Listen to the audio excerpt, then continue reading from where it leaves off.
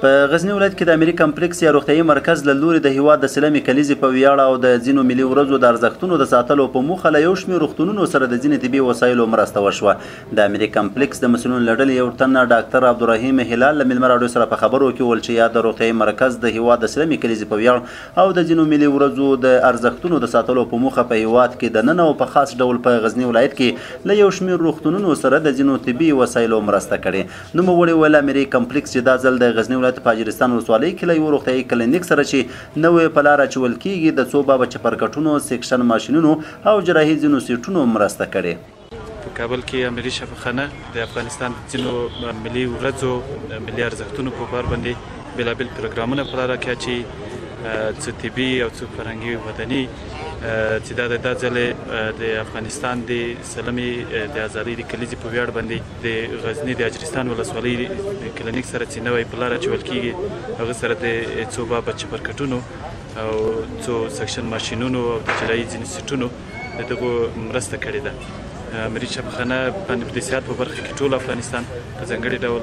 د غزني لپاره ډېر زیات توجه لري. هلال زیاتوي چې دغه روغتیايي مرکز دا مرستې به اخري نه وي او کېدای شي چې په راتلونکي کې ورته مرستې هم د غزني له ځینو کلینیکونو سره وشي. بل لور ته د غزني ولایت د عامې روغتیا رئیس ډاکټر ظاهر شاه نیکمل د امیر کمپلیکس له لوري د مرسته شویو یو شمېر طبي وسایلو په اړوند خوښي څرګندوي. وایي چې دا ډول مرستې به د غزني په لرې پرتو ولسوالیو کې د روغتیايي کلینیکونو هغه ستونزې راکمې کړي چې د سیمې خلک ورسره لاس او ګرېوان دي. نوموړي ویل تېر کال چې وسلوالو طالبانو د غزني په ښار ډله ییز برید وکړ او د غزني ولایت اړوند روغتونونه د درملو له کمبود سره مخ شول، دغه روغتیايي مرکز هم ورسره د درملو مرسته کړې وه. د امیر کمپلیکس د مشرتابه نړۍ مننه کوم چې دوی تل زموږ لاس نیولی. پخوا چې کله د غزني جنګونه و هم دوی موږ سره د دوا مرسته کړې وه او دا ځل یې چپرکټونه، د جراحي ځینې سامان آلات لکه د لپراټومي سیټ، سیزارین سیټ، اپنډکټومي سیټ او سکشن ماشین داسې نور وسایل له موږ سره مرسته کړې او دا به موږ انشاءالله د غزني لرې پرتې ولسوالیو ته چې هلته اکثرا محرومې ولسوالۍ دي، جنګ ځپلې ولسوالۍ دي، هغو ته به استوو او د تاسې د رسنیو له لارې نه په نورو ورته مراجعو باندې روغتونونو یا تجارو متشبثینو باندې غږ کوو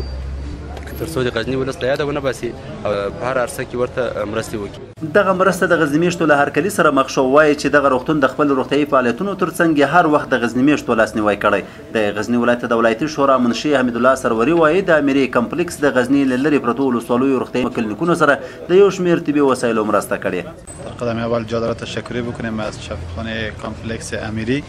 که اینا در پالو یک خدمات صحی را عرضه میکنن برای مردم افغانستان. کمک های خود را هم دارند که امروز ما شاهد یک مقدار وسایل طبی،